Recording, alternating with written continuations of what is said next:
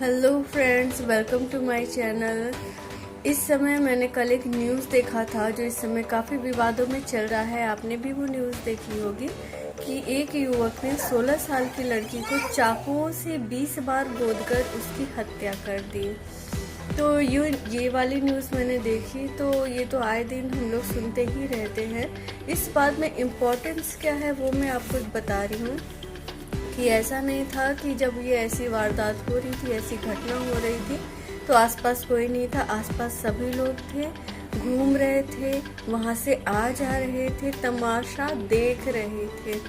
तो यही जो क्वेश्चन है मेरे माइंड पर हिट करता है कि ऐसा क्यों होता है।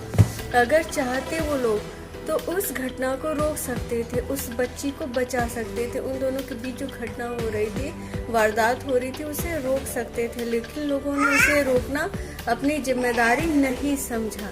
ऐसा क्यों, आप बताइए, ऐसा क्यों? हमारे सामने भी झगड़े होते हैं, हम कहीं आते जाते हैं तो हमारा ये फर्ज बनता है कि हमें बीच बचाव करना चाहिए।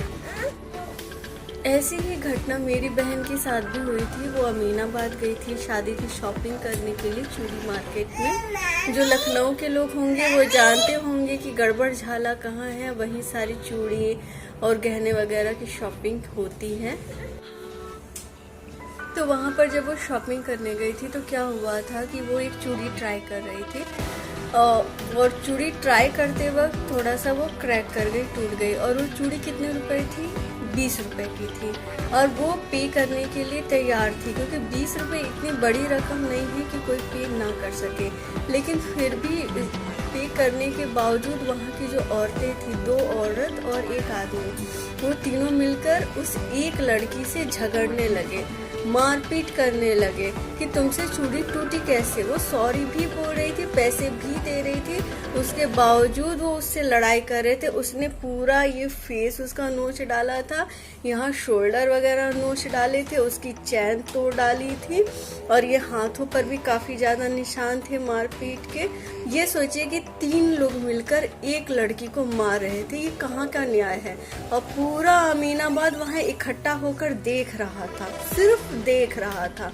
ना तो किसी ने पुलिस को फोन करना जरूरी समझा और ना ही बीच बचाव करना जरूरी समझा। सिर्फ तमाशा।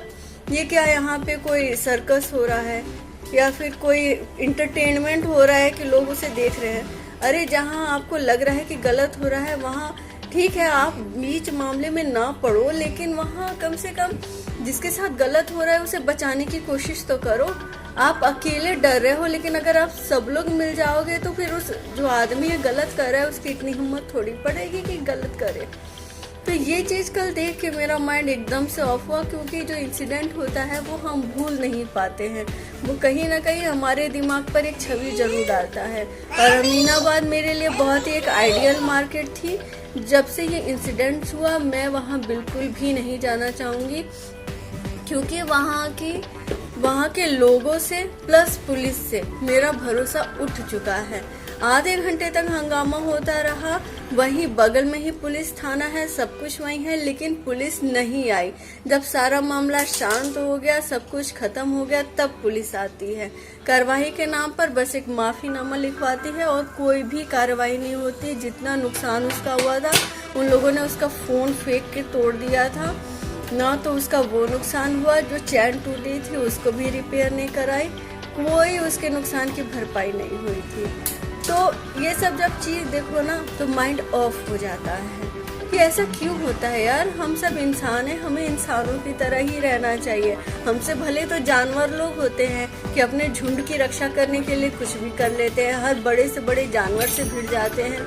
हम लोग तो उनसे भी गए गुजरे हैं कि अपने लोगों की हम रक्षा नहीं कर पाते हैं। तो यही सब बातें थी, तो मैंने सोचा आज मेरे माइंड में आई है, मैं शेयर कर दूं।